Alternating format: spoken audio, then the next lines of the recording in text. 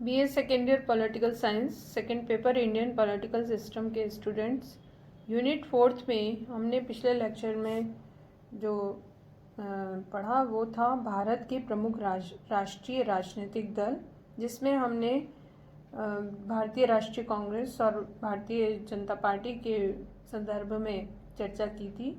आज हम देखेंगे जो अन्य राष्ट्रीय राजनीतिक दल हैं वो कौन कौन से हैं। इसमें पहला हम देखेंगे भारतीय साम्यवादी दल, जिसे शॉर्ट में कहा जाता है सीपीआई। ये दल 1922 में स्थापित हुआ। भारत चीन सीमा विवाद और अन्य दलीय नीतियों के संबंध में मत विभिन्नता होने के कारण 1964 में ये दो भागों में बंट गया था। पहला भारतीय साम्यवादी दल, जिसे दक्षिणपंथी विचारधारा पर आधारित माना जाता है, और दूसरा भारतीय साम्यवादी दल वामपंथी विचारधारा वाला, जिसे मार्क्सवादी दल के रूप में जाना जाता है। इस दल को दो भागों में बांटा हुआ देखा जा सकता है, एक तरफ साम्यवादी दल और दूसरा मार्क्सवादी दल। 1978 में ये जो इनकी विचारधारागत मतभेद थे उसकी स्थिति समाप्त हो गई, और अब ये इस बात पर जोर देते हैं कि देश की प्रगतिशील वामपंथी तत्वों के द्वारा मिलकर राष्ट्रीय विकास किया जाना चाहिए। इसका उद्देश्य है इस दल का सांप्रदायिकता, प्रतिक्रियावादिता, तानाशाही प्रवृत्तियों का विरोध करना। इसके कारण ही ये दोनों दल एक दूसरे के वापस समीप आने लगे हैं, हालांकि ये अलग अलग पार्टीज़ हैं अभी भी। इसके साथ ही अगर इस भारतीय साम्यवादी दल की हम चुनावी स्थिति देखें तो 1991 से 2003 के वर्षों में भारत सरकार की उदारवादी आर्थिक नीतियों का इसने विरोध किया। चुनाव के समय में जारी घोषणा पत्र जो था उसमें उदारीकरण की नीति का त्याग करने पर बल दिया, सार्वजनिक क्षेत्र का निजीकरण रोका जाए और जीवन के लिए जो आवश्यक वस्तुएं हैं उनका मूल्य कम हो, चुनाव सुधार, भ्रष्टाचार निवारण, लोकपाल की स्थापना, अल्पसंख्यकों के हितों पर जोर दिया जाना और उद्योगों में मजदूरों की भागीदारी सुनिश्चित करने पर इसने जोर दिया। साथ ही ये दल इस बात पर जोर देता है कि जो अमेरिकी वर्चस्व है वो भारत में नहीं बढ़ना चाहिए, और जब भारत अमेरिकी आणविक समझौता हुआ और भारतीय राजनीतिक व्यवस्था में अमेरिका का जो प्रभाव है वो बढ़ रहा था, तो इसका इस दल ने काफ़ी विरोध भी किया, क्योंकि जो पूंजीवादी विचारधारा पर आधारित अमेरिका है उसका ये दल समर्थक नहीं है। इसके साथ ही साम्यवादी दल को 14वीं लोकसभा चुनाव में 10 स्थान प्राप्त हुए थे, 15वीं लोकसभा में 4 ही मिले, 16वीं लोकसभा चुनाव में इस दल को 1 सीट मिली और 17वीं लोकसभा चुनाव में 2 सीट ही मिल पाई थी। तो चुनाव में जो स्थिति इसकी ज़्यादा मजबूत नहीं कही जा सकती। इसके साथ ही एक और जो दूसरा दल है राष्ट्रीय स्तर का भारत में, वो है भारतीय साम्यवादी दल, जो हमने देखा ही है कि साम्यवादी दल से ही विभाजित होकर बना है, जो कि कार्ल मार्क्स की विचारधारा पर आधारित राजनीतिक दल है। और जो भारतीय साम्यवादी दल है वो दक्षिणपंथी है, लेकिन ये मार्क्सवादी दल वामपंथी विचारधारा को मानने वाला दल है। ये दल उतना ही पुराना है जितना कि साम्यवादी दल है, और 1996 और 2004 के बीच में यदि हम देखें तो 11वीं लोकसभा चुनाव से 16वीं लोकसभा चुनाव तक इस दल की कुछ नीतियां प्रमुख रूप से रहीं, और वो थी कि उदारीकरण की नीति का त्याग करना, सार्वजनिक क्षेत्र का निजीकरण रोकना, सार्वजनिक वितरण प्रणाली में जो वस्तुएं हैं आवश्यक उनको उनकी कीमतों को कम करना, साथ ही संसद और विधान मंडलों में महिलाओं को 1/3 स्थान प्रदान करना, और इसके साथ ही जो शिक्षा, रोजगार और आवास है उस पर अधिक से अधिक खर्च किया जाए, और इन सब चीज़ों पर इसने जोर दिया। और अमेरिका का जो बढ़ता हुआ वर्चस्व था भारतीय राजनीतिक व्यवस्था पर, उसका ये दल भी विरोध करता है।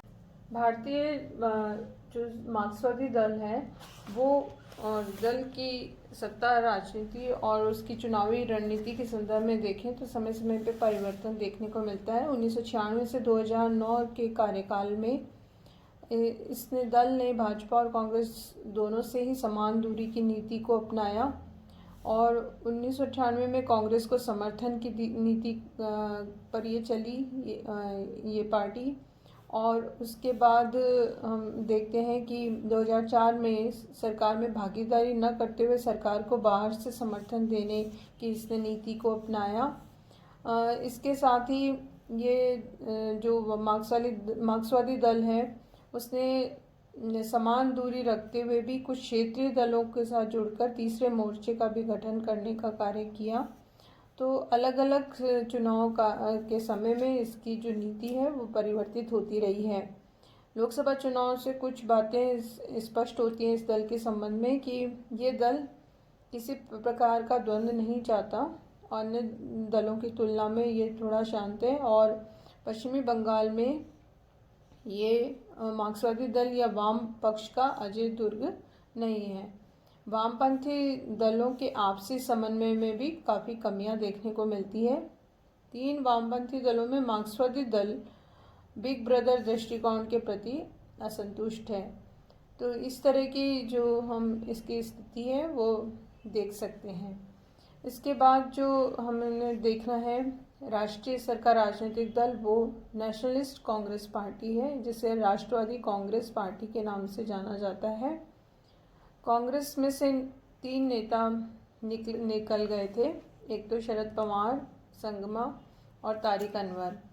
इन तीनों नेताओं ने जो राष्ट्रीय कांग्रेस है उससे निकलकर एक नई पार्टी का गठन किया जिसका नाम उन्होंने नेशनलिस्ट कांग्रेस पार्टी रखा था।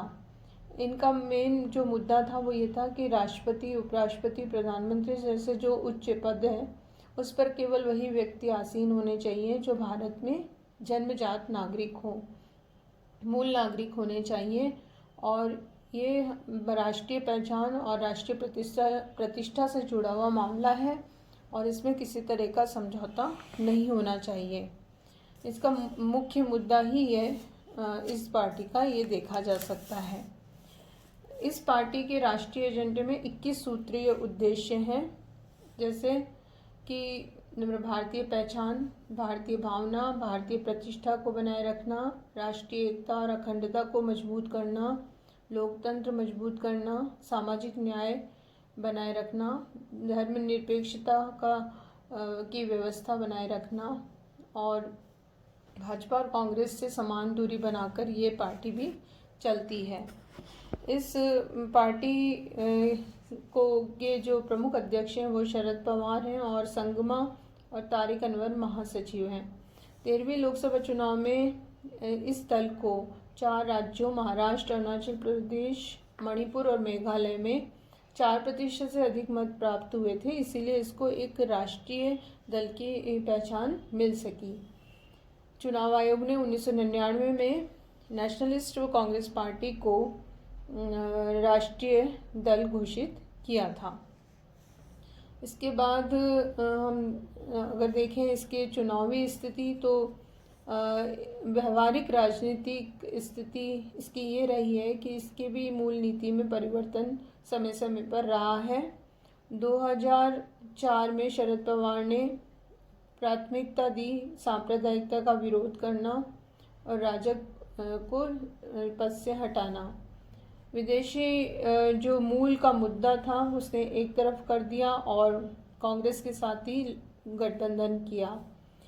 और शरद पवार ने जो उसके साथ 3 और राजनीतिज्ञ थे, पीएम संगमा वो और अन्य जो प्रमुख लोग थे, उन्होंने मिलकर अपना एक परिवर्तित नीति का संचालन किया।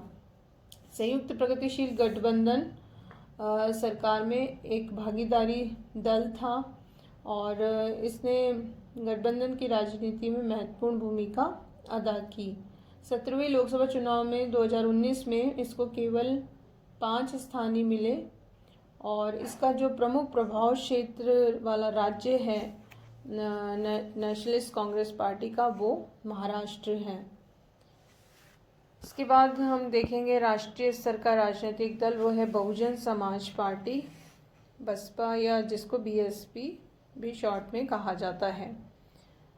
बहुजन समाज पार्टी की स्थापना 14 अप्रैल 1984 को हुई थी, अंबेडकर के जन्म दिवस पर, उत्तर प्रदेश में। उस समय से लेकर अब तक इसमें जो प्रमुख नेता रहे, पहले काशीराम थे और अभी इस समय मायावती इसकी प्रमुख नेता हैं, अध्यक्ष भी हैं।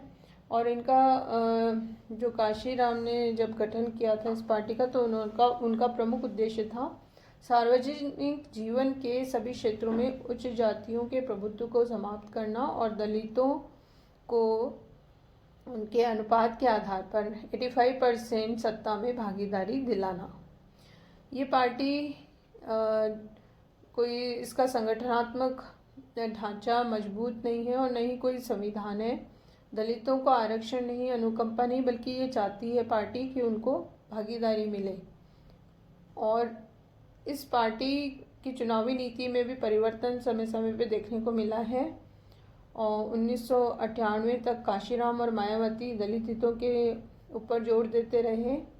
उसके बाद जब चुनाव हुए 13वीं लोकसभा चुनाव 1999 में, तो इन्होंने सवर्ण हिंदू वर्ग को भी इसमें खुला विरोध भाव का जो था, विरोध भाव था, वो त्याग दिया और सर्व समाज का नारा उसमें रखा गया था और विविध जातियों को जोड़ा, जिसमें सवर्ण जातियां भी थीं।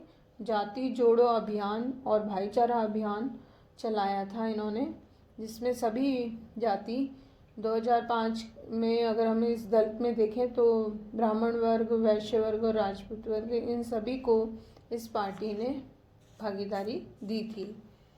ये दल 1996 से 2010 तक काफ़ी राजनीतिक रूप से सशक्त रहा है। उस दौर में काफ़ी सशक्त रहा। उत्तर प्रदेश में इसका प्रभाव बहुत ज़्यादा देखने को मिलता है बहुजन समाजवादी पार्टी का। और 15वीं लोकसभा चुनाव में भी इसको काफ़ी स्थान प्राप्त हुए थे।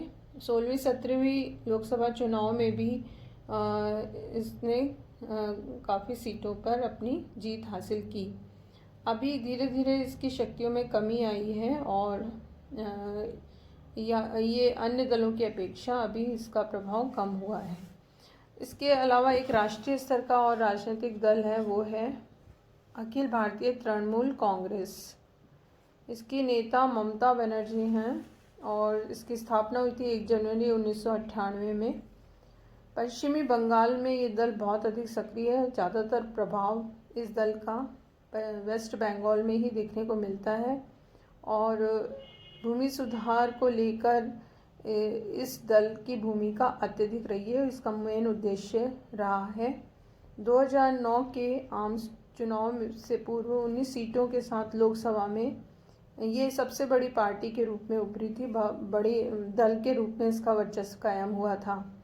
इसके कई युवा संगठन भी हैं, जैसे तृणमूल यूथ कांग्रेस इत्यादि। तो ये भी एक राष्ट्रीय स्तर का दल है। तो इस प्रकार हमने देखा पिछले लेक्चर और इस लेक्चर में कि 7 प्रमुख ऐसे राष्ट्रीय राजनीतिक दल हैं जिसको चुनाव आयोग ने राष्ट्रीय स्तर का घोषित किया हुआ है और मान्यता प्रदान की है।